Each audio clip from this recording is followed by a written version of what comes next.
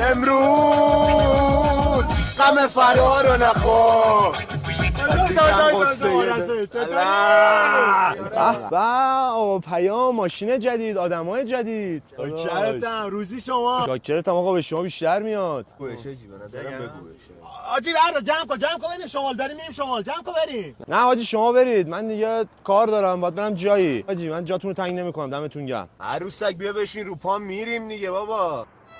خوشگل پسر ما رفیق فابریک این آقاییم اگه تا الان از ما به شما چیزی نگفته شاید صلاح دونسته اون موقعی که این آقا غم رو صورتش بود با ما بود الان که داره میخنده با شماست امیدوارم تو غم و غصه هاش هم همینجوری کنارش بشینید شما که تا الان بدون ما خوش بودید